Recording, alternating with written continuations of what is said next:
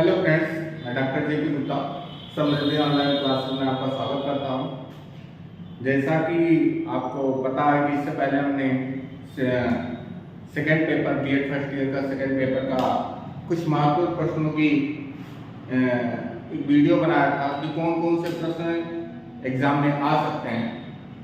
ठीक है, अधिगम विकास मनोविज्ञान जो सेकेंड पेपर था उसका हमने बनाया था। उसी सीरीज में फर्स्ट पेपर जो हमने पहले बनाया था, बाद में सेकंड पेपर बनाए और अब मैं थर्ड पेपर बनाने जा रहा हूं जिसका नाम है शैक्षिक तकनीक एवं आईसीटी। ध्यान रखिएगा, शैक्षिक तकनीक एवं आईसीटी। ये राम मनोहर लोहिया और विश्वविद्यालय के अंतर्गत कंपलसरी पेपर में तीसरा पेपर है। अनिवार्य विषय के अंतर्गत ये तीसरा पेपर है और अगर कहा जाए तो इन तीनों पेपरों में सबसे टफ पेपर माना जाता है क्योंकि ये थोड़ा सा टेक्निकल है। कभी कभी ये ध्यान रखिएगा, आईसीटी का फुल फॉर्म ही पूछ लेता है। तो आईसीटी का फुल फॉर्म अगर ध्यान रखेंगे तो इंफॉर्मेशन कम्युनिकेशन एंड टेक्नोलॉजी। तो जैसे कि पिछले दो वीडियो में भी जो कंपलसरी पेपर प्रथम था ज्ञान और पाठ्यक्रम और दूसरा था अधिगम और विकास का मनोविज्ञान, हमने कुछ महत्वपूर्ण प्रश्न को उससे पूछे जा सकते हैं जो उससे ज्यादा इंपॉर्टेंट प्रश्न है आपके पेपर के लिए, उस पर डिस्कशन किया था। उसी तरह हम थर्ड पेपर शैक्षिक तकनीक और आईसीटी के महत्वपूर्ण प्रश्नों पर चर्चा करेंगे। कौन कौन से प्रश्न ज्यादा इंपॉर्टेंट है, किसको हमें ज्यादा ध्यान देने की आवश्यकता है जिससे हम परीक्षा में अच्छे नंबर गेन कर सकें। तो उसके लिए पहले मैं सबसे पहले क्या उदाहरण उठा लेता हूँ, सिलेबस। सिलेबस के अंतर्गत ध्यान रखिएगा जो प्रथम इकाई है कि शैक्षिक तकनीक उत्पत्ति अर्थ प्रतिच्छेद एवं आवश्यकता। तो इससे एक लॉन्ग क्वेश्चन आपको हर हाल में मिलेगा। इस पहली यूनिट जो पहला यूनिट है इससे आपको एक लॉन्ग और शॉर्ट क्वेश्चन जरूर मिलेगा। इसका शैक्षिक तकनीक के प्रथम यूनिट का पूरा वीडियो भी हमारे चैनल पे उपलब्ध है।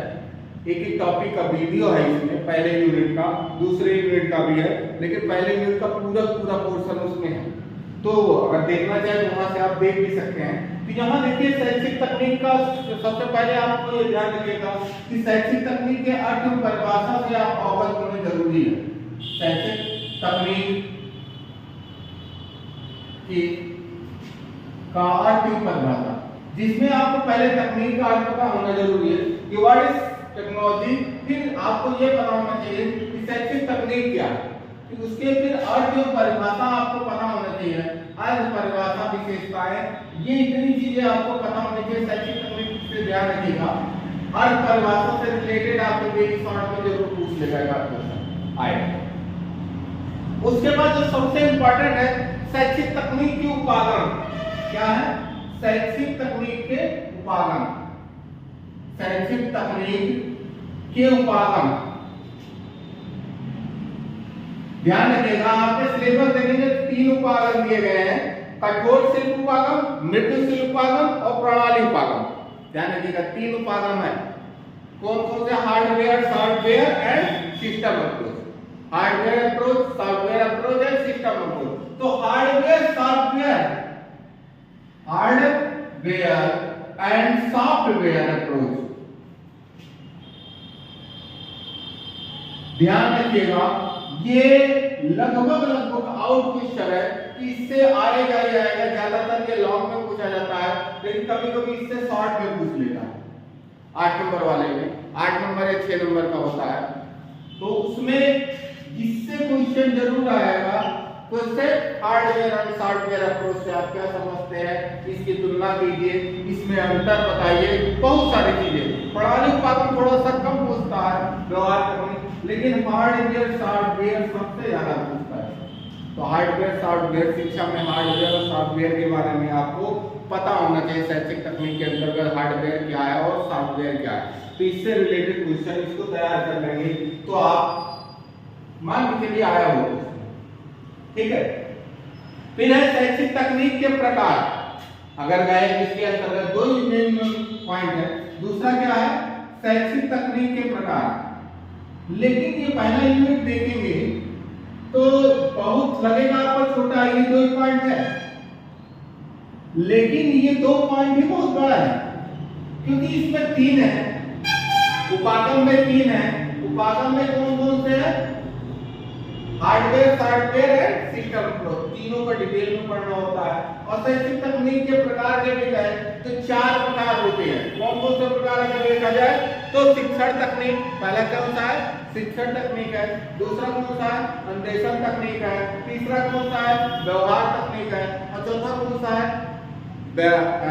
अन्वेषण प्रारूप। ये 4 होते हैं, शिक्षण तकनीक, अन्वेषण तकनीक, व्यवहार तकनीक और अन्वेषण प्रारूप। ये 4 प्रकार होते हैं। और अन्वेषण प्रारूप में भी अगर डिवाइडेशन दिया जाए तो उसमें भी कई प्रकार होते हैं। अन्वेषण प्रारूप भी बहुत बड़ा है, बहुत डिटेल में। तो ये ध्यान रखिएगा, लॉन्ग में पूछा जा सकता है शैक्षिक तकनीक के प्रकार।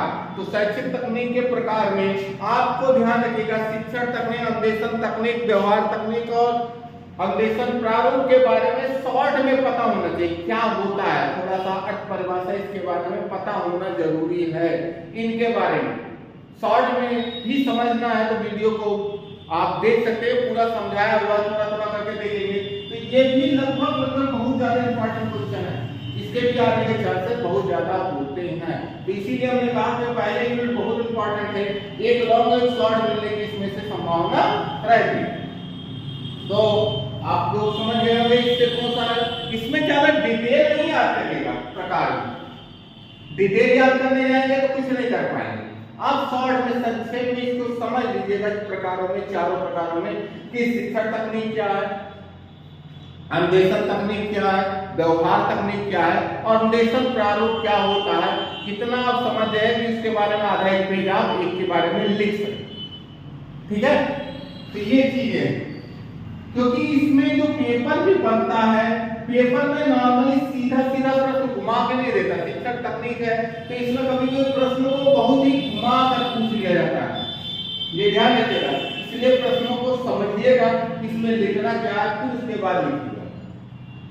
ये ऐसा पेपर है जिसमें सीधे प्रश्न ना पूछकर घुमा के प्रश्न बहुत ज्यादा पूछते हैं और कभी कभी सिर्फ टीचर के पास भी पहुंच जाता है, पता नहीं क्या क्या पूछ लेता है। तो घबराइएगा नहीं। यहाँ द्वितीय में है शिक्षण तकनीक, शिक्षण में टीचिंग टेक्नोलॉजी।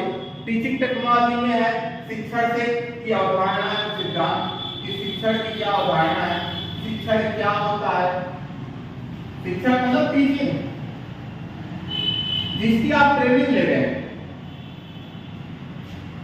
टीचिंग क्या होता है, उसकी क्या अवधारणाएं हैं, ये आपको समझना है। ठीक है, शिक्षण के बारे में आपको पता होना चाहिए। हमने अपने क्लास में बहुत सारे नोट्स इसके बारे में, इसके आगे मैं पढ़ाता हूँ, हमने लिखवाया हुआ है इसमें। देखिए शिक्षण में अगर देखेंगे शिक्षण की क्या है, अर्थ पर अवधारणा, आर्थिक अवधारणा है, परिभाषा है, शिक्षण की प्रतिनिधि विशेषताएं हैं। प्रतिनिधि विशेषताएं आपको पता होना जरूरी है, शिक्षण की क्या क्या होती है। शिक्षण के प्रकार कई के आधार पर है, ज्यादा हार्ड नहीं है, इजी वे में कि उद्देश्यों के आधार पर, इसमें के आधार, शिक्षण क्रियाओं के आधार पर, शासन के अनुसार पर, व्यवस्था के आधार पर, स्वरूप के आधार पर, ये सारी चीजें आपको पता होनी चाहिए। ठीक है, फिर शिक्षण के सिद्धांत, सिद्धांत आगे हम बात करेंगे। अगर बात करें शिक्षण के सामान्य सिद्धांत ये होते हैं कि क्या किन किन सिद्धांतों पर शिक्षण कार्य करता है। और अगर टीचिंग थ्योरीज की बात करें, टीचिंग थ्योरीज भी होती है।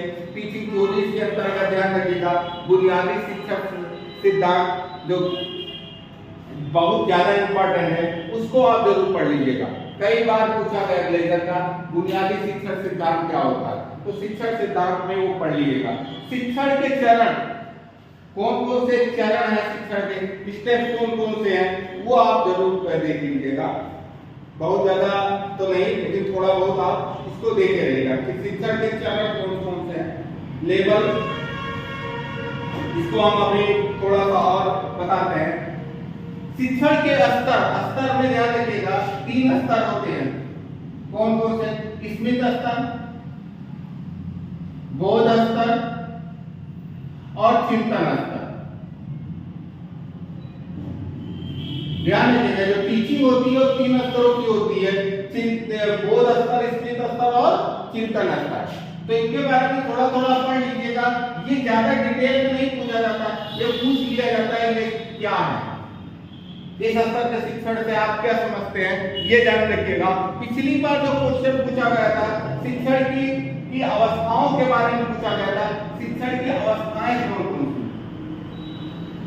अवस्थाएं माने शिक्षण की 3 अवस्थाएं होती हैं, शिक्षण पूर्व अवस्था, अंतःक्रिया अवस्था और शिक्षण बाद अवस्था। 3 अवस्थाएं होती हैं। वो अवस्थाओं के बारे में पिछली बार क्वेश्चन आया, पिछले साल एक क्वेश्चन आया हुआ है, तो अवस्थाओं के बारे में आप जरूर देख लीजिएगा।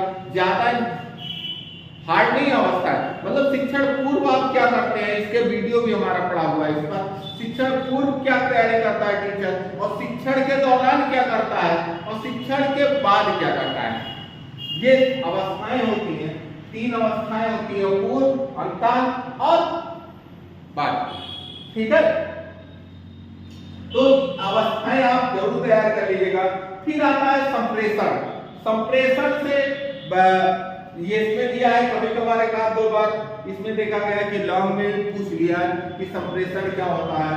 संप्रेषण मतलब जैसे जानते हैं कि कम्युनिकेशन इंग्लिश में कहा जाता है अपनी बातों को मतलब क्या करना है, दूसरे तक पहुंचाना है या कम्युनिकेशन करना, अपने विचारों को क्या किसी माध्यम के द्वारा किसी दूसरे तक क्या करना है, पहुंचाना है, उसके विचारों को समझ लेना।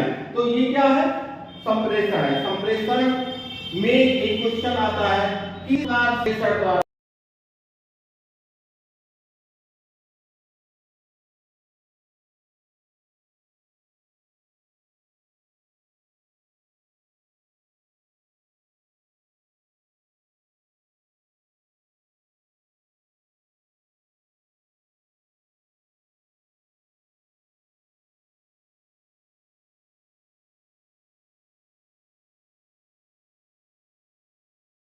हल नहीं सकते हैं। और ये संवाद ही कितना अच्छा होगा आपके हमारे बीच। ये जिसका किसी टीचर को आप तो बहुत अच्छा पढ़ाता है, किसी टीचर को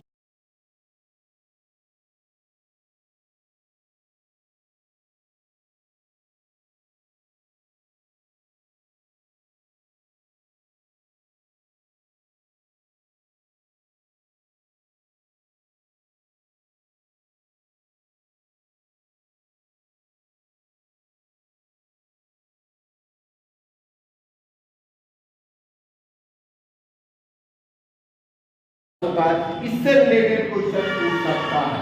और संप्रेषण में आने वाली बाधाएं क्या है ये ध्यान रखिएगा।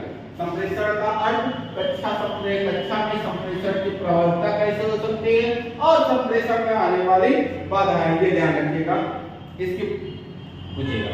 फिर आती है शिक्षण की थर्ड यूनिट आपकी जो है शिक्षण की पद्धतियां।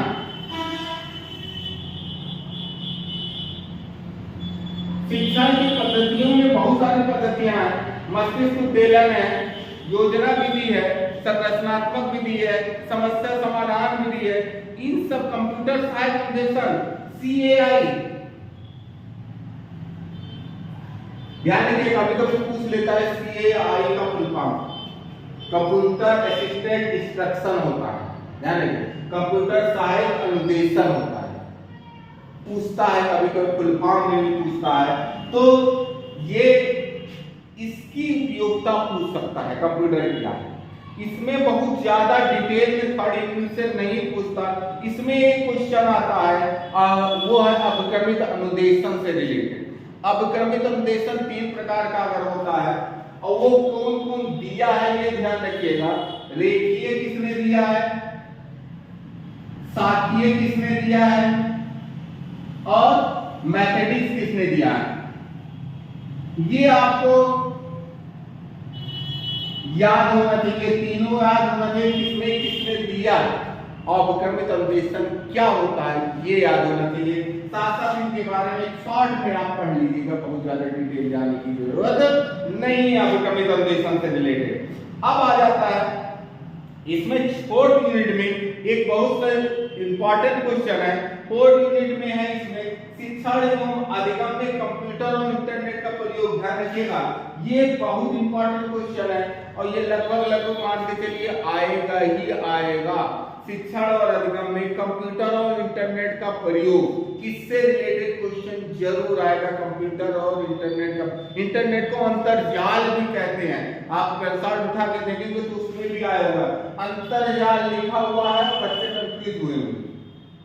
ध्यान रखिए, अंतरजाल का मतलब होता है इंटरनेट, तो इसका प्रयोग ये आया ही होगा, जरूर से जरूर पूछा जाता है। साथ साथ ईमेल वगैरह का परिभाषा वगैरह पूछ ली जाती है इसके अंतर्गत। टेली कॉन्फ्रेंसिंग एवं इसका शैक्षिक उपयोग, ये शॉर्ट में ध्यान रखिएगा। टेली कॉन्फ्रेंसिंग वगैरह थोड़ा सा, टेली कॉन्फ्रेंसिंग हो गया इस सब, इसमें जैसे आईसीटी के शिक्षण, ये नहीं, ई लर्निंग एवं अन्य ब्लेंडेड लर्निंग जिसको कहते हैं। ई लर्निंग से क्वेश्चन, इधर जब से कोरोना काल चला है तब से ई लर्निंग से क्वेश्चन काफी उठ रहे हैं, ध्यान रखिएगा। तो ई लर्निंग क्या होता है, इसके हमने अपने क्लास में नोट्स भी लिखवाया है, हमारे बच्चे होंगे तो जान रहे होंगे, जो नोट्स दिया है उससे ही पढ़ लीजिएगा। ई लर्निंग क्या है, ब्लेंडेड लर्निंग क्या है, ये जरूर पढ़ लीजिएगा। ई लर्निंग से क्वेश्चन कोरोना के बाद से उठने लगे हैं ज्यादा। साथ साथ इससे ध्यान रखिएगा, ई लर्निंग शॉर्ट में क्वेश्चन बनेगा, smart classes, short very short से पूछता है, शॉर्ट में पूछता है स्मार्ट क्लास के बारे में। स्मार्ट क्लास यहाँ पर सीसीटीवी, एलसीडी, प्रोजेक्टर, ओएसपी, इसके बारे में फुल फॉर्म जरूर पूछ लेता है। ओएसपी का फुल फॉर्म कई बार पूछा गया है, ओवरहेड प्रोजेक्टर होता है, ध्यान रखिएगा, ठीक है। सीसीटीवी का क्या यूज है शिक्षा में, एलईडी का क्या यूज है, वेरी शॉर्ट और शॉर्ट में पूछा जाता है नोट्स के रूप में, शॉर्ट नोट के रूप में, जिनको शॉर्ट नोट लिखिए। भाषा प्रयोगशाला जो है वो बहुत जाने नहीं है थोड़ा बहुत, लेकिन बहुत पूछा नहीं गया है, बहुत ज्यादा पूछा गया, 2 नंबर पूछा गया, वैसे ज्यादा पूछा नहीं गया भाषा प्रयोगशाला। लेकिन यहाँ देखिए यूजीसी और इग्नू, कभी कभी पिछली बार ध्यान रखिएगा इग्नू का फुल फॉर्म में पूछा था, इग्नू का Indira Gandhi national open university होता है, ध्यान रखिएगा। इग्नू के बारे में आपको पता होना चाहिए, 1985 में इसकी स्थापना हुई थी, ध्यान रखिएगा, राजीव गांधी द्वारा। तो इग्नू के बारे में आपको पता होना चाहिए। यूजीसी ध्यान रखिएगा, यूनिवर्सिटी ग्रांट कमीशन जिसको कहते हैं, विश्वविद्यालय अनुदान आयोग हिंदी में कहते हैं, और इसको हिंदी में इंदिरा गांधी राष्ट्रीय मुक्त विश्वविद्यालय कहा जाता है, ध्यान रखिएगा। तो हिंदी और इंग्लिश में इसका फुल फॉर्म पता होना चाहिए, ठीक है। कब स्थापित हुआ, ये सारी डिटेल आपको बहुत ज्यादा नहीं, हमने शॉर्ट नोट्स के रूप में हमने अपने आपको जो लिखाया है, जो हमारे क्लास के बच्चे हैं उनको पता उतना ही पढ़ना है इग्नू और यूजीसी के बारे में, क्योंकि इससे क्वेश्चन उठेंगे, चाहे 2 नंबर में आए, चाहे 8 नंबर या 6 नंबर में आए। क्योंकि वेरी शॉर्ट अगर 2 नंबर का होगा तो शॉर्ट 6 का होगा, वेरी शॉर्ट 1 नंबर का होगा तो शॉर्ट 8 नंबर का होगा, ध्यान रखिएगा। ये 2 कैटेगरी में बढ़ता है। लॉन्ग 15 नंबर का होता है, हमेशा 2 करना होता है लॉन्ग, और ये ध्यान रखिएगा। अगर वेरी शॉर्ट 1 नंबर का रहता है तो शॉर्ट 8 नंबर का, वेरी शॉर्ट 2 नंबर का रहता है तो शॉर्ट 6 नंबर का रहता है। ये टीचर के ऊपर है कितने नंबर का उसने जो पेपर बनाया उसके ऊपर डिपेंड करता है, कभी 1 नंबर बना देता है, कभी 2 नंबर भी शॉर्ट बनाता है। तो ये ध्यान रखिएगा। तो इग्नू वगैरह के बारे में आप याद रखिएगा। टेलीविजन पिछली बार पूछा था कि 2 शैक्षिक चैनल के नाम बताइए, तो ये सारी चीजें आपको थोड़ा सा पता होना चाहिए, जितना बताया है इतना। एक चीज ध्यान रखिएगा, इस पेपर को सॉल्व करते समय हड़बड़ाइएगा नहीं। हमने कहा है कि जो क्वेश्चन बताया है ये इंपॉर्टेंट है, इसमें से आने के चांसेस बहुत ज्यादा है। अगर इन्हीं क्वेश्चन को आप तैयार कर लेंगे तो कहीं पर भी आपको पेपर में दिक्कत नहीं आएगी। फिर भी हमने कहा कि इस पेपर में ऐसा है, टेक्नोलॉजी का पेपर है, टेक्निकल पेपर है, तो इसमें क्वेश्चन को बच्चे की मानसिक स्तर को, बच्चे की समझ को जानने के लिए क्वेश्चन को घुमा के पूछते हैं। बस आप उस क्वेश्चन को पढ़िएगा और जो उससे रिलेटेड आपको समझ में आता है उसको करके आइएगा, छोड़ के ना आइएगा, ठीक है। बस 2 बार 3 बार जब आप पढ़ेंगे तो आपको समझ में आ जाएगा पूछ क्या रहा है, हमें लिखना क्या, और जितना हमने बताया इसमें अगर याद किए होंगे तो उसी में से ही हो रहेगा। बस क्वेश्चन की भाषा को चेंज कर देते हैं, पूछने के तरीके को चेंज कर देते हैं। तो इसीलिए से घबराइएगा नहीं, अच्छे अच्छे से करके आइएगा इसमें। और एक चीज ये है, टाइम मैनेजमेंट का ध्यान रखिएगा, घड़ी साथ में लेके जाइएगा। और हमने जो वीडियो बनाया है कि पेपर हल करते समय क्या क्या किन बातों का ध्यान रखें, कैसे पेपर को हल करें, उसको देखकर उसी हिसाब से अगर पेपर सॉल्व करेंगे तो छूटेगा नहीं। तो इन सब चीजों के साथ आज का वीडियो मैं यही समाप्त करता हूं और उम्मीद करता हूं कि आपको ये वीडियो पसंद आएगा और आपके लिए लाभकारी होगा। तो वीडियो को लाइक कर दीजिए, ज्यादा से ज्यादा शेयर करिए, जिससे ज्यादा से ज्यादा लोगों को इसका फायदा मिल सके। धन्यवाद।